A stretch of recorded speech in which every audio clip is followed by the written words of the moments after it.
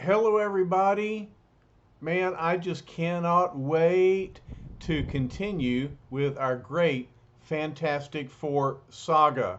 As usual, we have at least two stories going on at the same time. First of all, we have the powerful, villainous Doctor Doom who has stolen the cosmic powers away from Silver Surfer, and he's threatening the Fantastic Four and the whole world. At least we have Johnny Storm and Wyatt Wingfoot back with the Fantastic Four for that part of the story.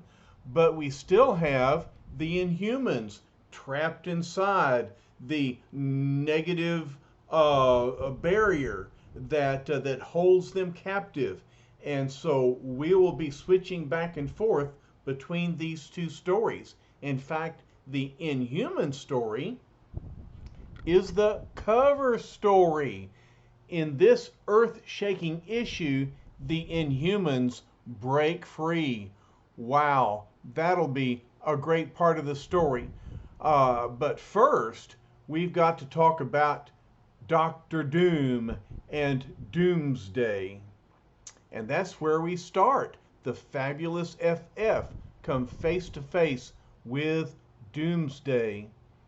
After their staggering defeat by Doctor Doom last issue, the world's greatest super team swallows its pride as Reed Richards broadcasts a grim warning to mankind. He says the time has come for every nation, every hostile bloc to put aside petty differences and unite against a common enemy, perhaps the most deadly enemy which civilized man has ever faced. And over here, Sue and Ben are talking. Sue says, "Oh, Ben, what good can all this do? How can anything stop Doom now that he possesses the power of the Silver Surfer?"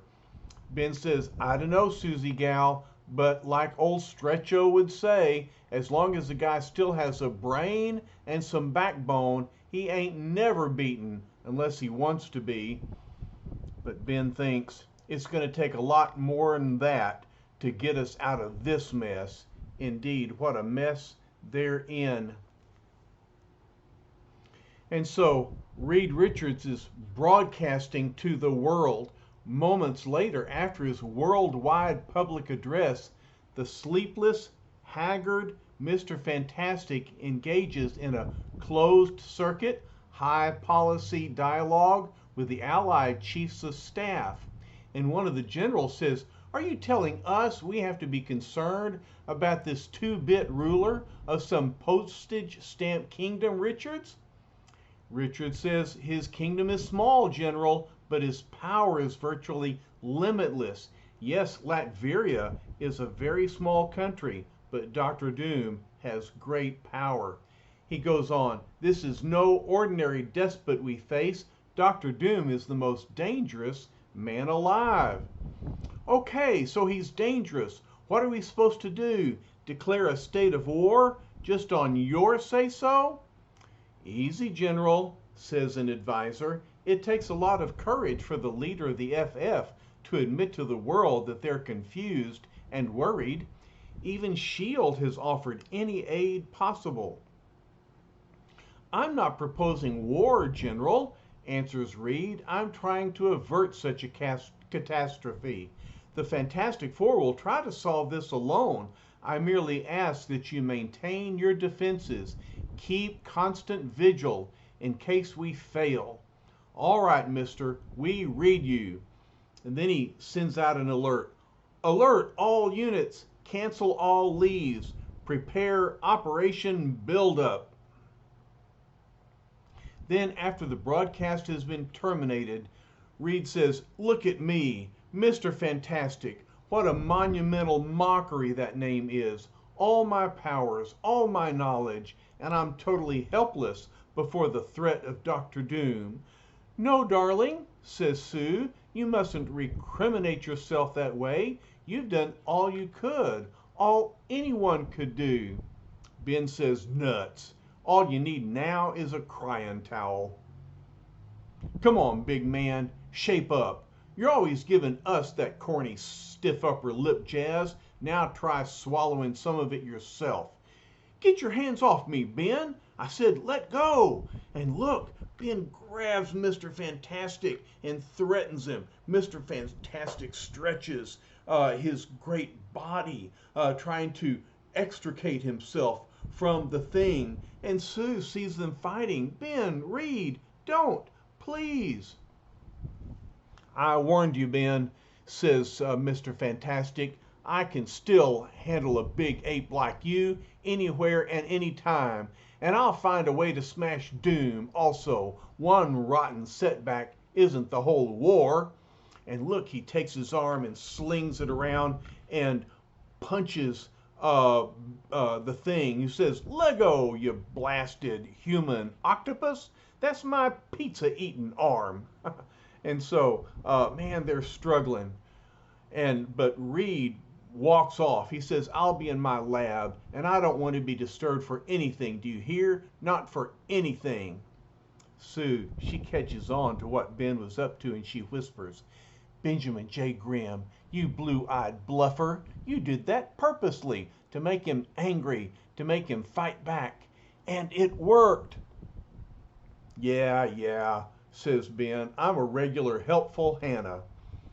But at least Reed has got his fight up again, and he's going to go to his lab and figure something out. You know something, Susie, says Ben. That egg-headed husband of yours may be the champion cornball of all time, and as square as a kitty's building block. But I figure he's the most man I ever met up with, lady, and once he gets done figuring it's always his fault when the FF takes a nosedive, he'll find us some way to clobber Doom, if there is any way. And Sue replies, that's just it, Ben. What if there is no way? How can any individual, or even any super team like ourselves, stand up to a man who has the power of cosmic energy at his command? Sue always comes across like a pessimist. But Ben kind of agrees. He says, I was kind of hoping you wouldn't ask that. And so they don't know what to do against Doom, but they hope that Reed can find a way. Meanwhile, a short time after Reed's worldwide telecast, a flight of supersonic bombers takes off on a deadly mission, their destination, the fortified kingdom of Latveria. Shoosh! But it's coming from the Kremlin. This is the Russians that are fighting against Doom. And a Russian says, if Dr. Doom is truly the menace America has claimed he is, then he must be instantly crushed. And what a magnificent propaganda victory it shall be for us when the world sees that we were the ones to destroy him. Do you think Russia can stop him when the Fantastic Four cannot? I don't. Then within a matter of minutes, these supersonic jets are flying toward Latveria. A pilot says, our objective is directly ahead. We are 120 kilometers northeast of target L. L for Latveria. Accelerate speed in accordance with Plan B. Maintain altitude, all rockets. But suddenly, this cloud, where did it come from? The sky was clear just seconds ago. It is no ordinary cloud. See how it begins to glow, to shimmer with light. So this cloud comes out of nowhere, shimmering, lightning. What's going to happen? Exactly 10 seconds later, it was corrosive. It literally ate away the metal of our planes. It's the perfect defense against air attack. No plane, no missile can penetrate it. And so the cloud corroded all of the metal in the planes, and all that's left is for the airmen to parachute out to safety.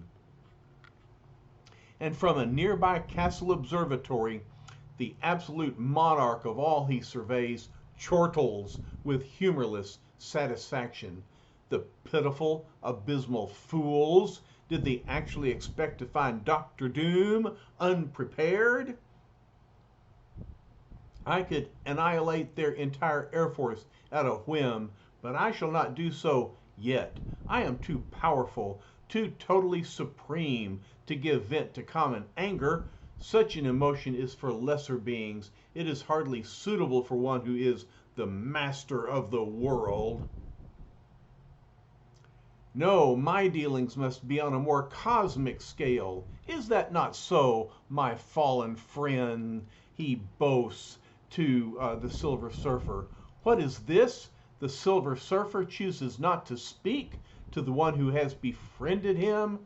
Is this the gratitude I get for relieving you of your power, a power you had not the intelligence to profit by? And is this the gratitude I get for sparing your now worthless life? Surfer responds, you, most evil of all who dwell upon this earth. You yet shall pay for your colossal conceit. Surfer continues, power such as that which you have stolen from me may never be used for mere individual gain. It is too vast, too universal. If it is misused, it can destroy a galaxy. Doom responds, your unselfish concern touches me deeply, you unearthly clod. And he strikes him. Thus I have decided to let you live for a while longer, so that you too will see the use to which I put your power, so that you too will grovel at my feet along with the rest of mankind. Oh, how cruel he is, how callous and unfeeling.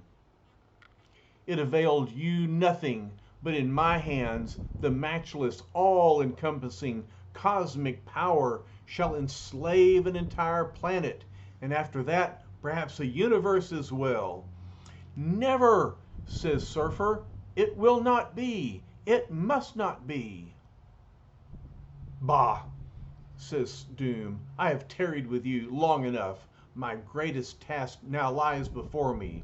I must prepare a helpless humanity for the coming of Doomsday.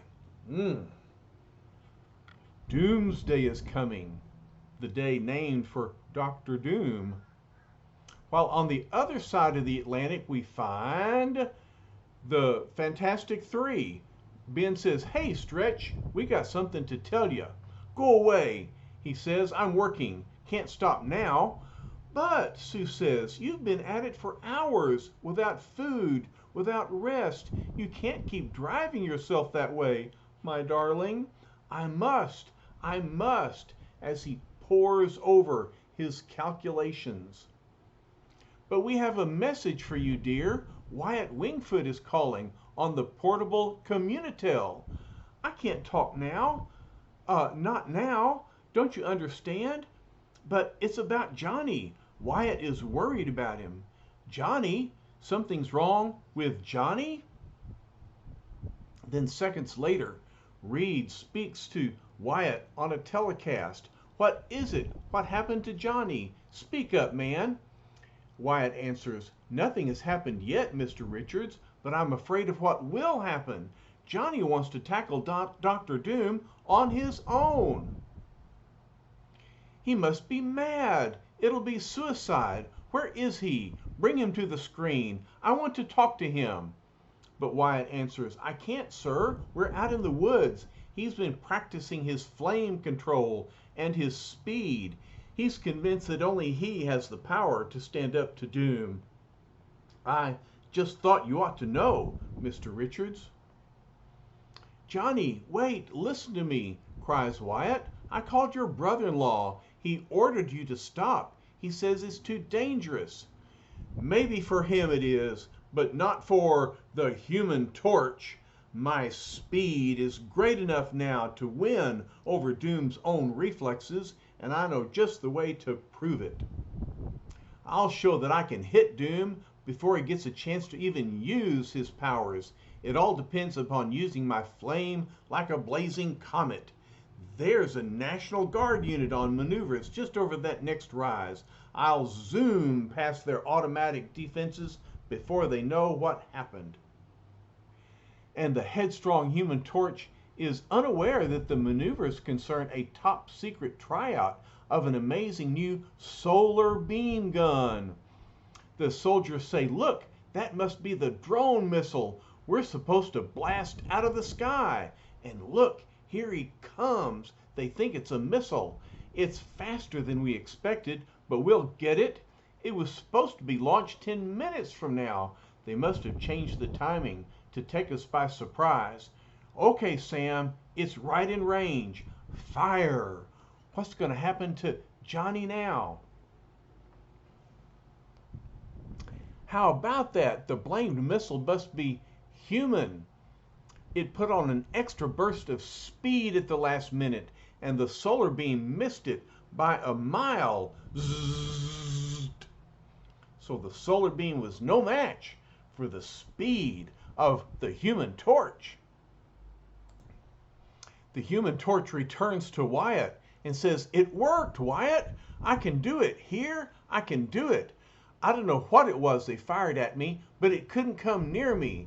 If I could rocket past them fast enough, I'll do the same with Doom. I know I will." "But Johnny," warns Wyatt, "what about Mr. Richards' warning? He said you mustn't. You won't have a chance." "Reed's the greatest guy I know, Wyatt, and the smartest. But sometimes a fella just has to do things his way, whether it's right or wrong." "I think you're dead wrong, amigo," says Wyatt. "But if I can't talk you out of it, I'm tagging along with you, because I've a hunch you're going to need a friend." "Well then, Mr. Wingfoot, what are we waiting for?" And Johnny flames off.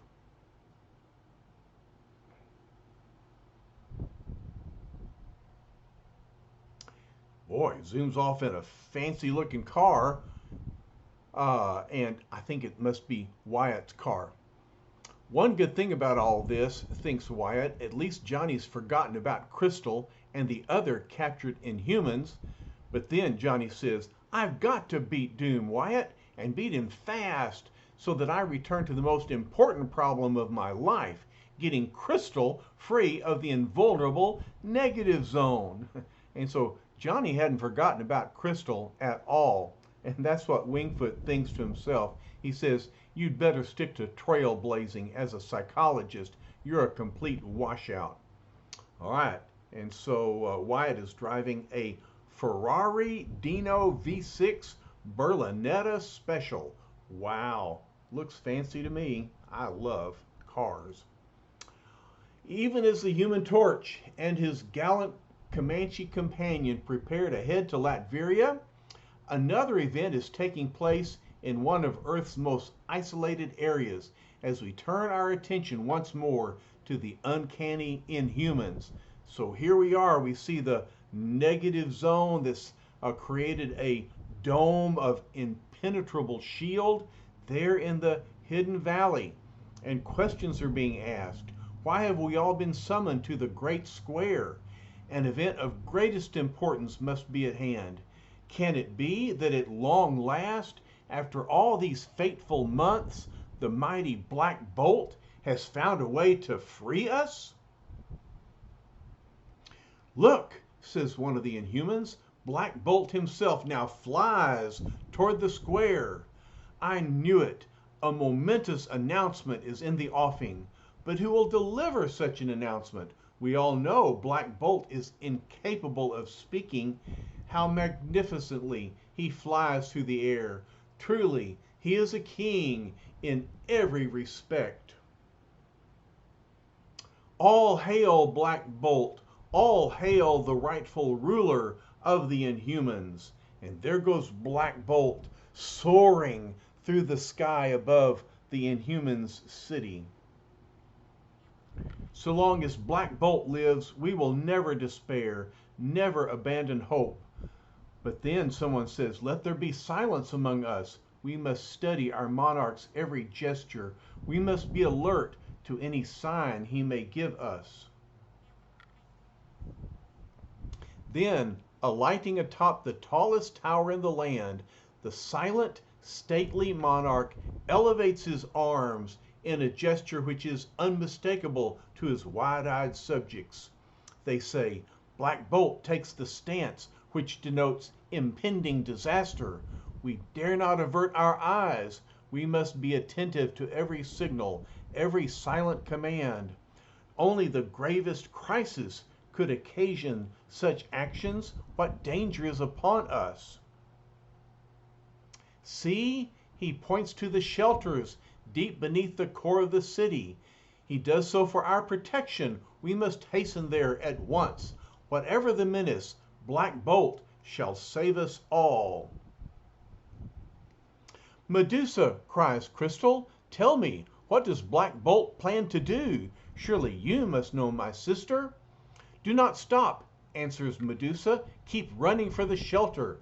The great moment is at hand when Black Bolt will speak. But what does it mean? Why has he remained silent until now? You soon shall see, Crystal. We all shall know his secret at last. Karnak says, then the moment has finally come. Now there can be no turning back. Within minutes, the city of the Inhumans becomes deserted, save for the regal figure of Black Bolt and the babbling Maximus, who races to his silent brother with trembling steps. Don't do it, Black Bolt, says Maximus. Don't do it. I'm afraid. Only I know what awesome power will be unleashed. I'm afraid. I don't want to die. I know you hate me because I created the negative zone, which keeps us imprisoned in this land. I know you all think me mad, but I'm not. I hoped to wrest the crown from you when you failed to free your people. I never thought it would come to this. Silently, almost tenderly, the monarch of the Inhumans folds his gliding membrane around his trembling brother's head, as though to give him shelter. And then at length Maximus resigns himself to what must be, as the trembling stops and a thunderous hush falls over the square. Slowly, calmly, irrevocably, the silent sovereign braces himself. And with head held high, his mouth opens, and the voice of Black Bolt is heard throughout the land, a mighty, powerful scream. Instantly, a cataclysmic sonic chain reaction occurs among the surrounding air molecules, shaking the nearby buildings like weeds in a hurricane. Reaching a range far beyond the capacity of the human ear to absorb, the inhuman cry of Black Bolt increases in its crescendo, causing explosion after explosion, until in the space of a few senses-staggering seconds, Black Bolt and Maximus find themselves in the center of a lethal rain of debris, the remnants of a once proud city, as the vibrations continue to grow, to spread, to become more and more uncontrollable. Maximus cries, "Save me, Black Bolt! Save me, my brother!" They're in danger as the city is being torn apart by the power of Black Bolt's voice. And then at last, the indescribable sonic force strikes the great barrier itself, causing an implosion of such incalculable power that it cannot possibly be described in merely human terms. Suffice it to say, the incredible negative zone vanishes in the space of a single heartbeat as suddenly and inexplicably as it had first appeared. The negative zone, finally, it's destroyed, it's disintegrated, it is no more. Black Bolt, you've done it, says Maximus. You've given the Inhumans their freedom. And look, there's nothing that separates the Inhumans from the world beyond. Finally, can Crystal and Johnny be reunited? Will the Inhumans join the human race, for better or for worse? We'll find out when we continue our saga about Doomsday, the big day in the life of the humans, as well as a day we all fear, a day of reckoning with Doctor Doom.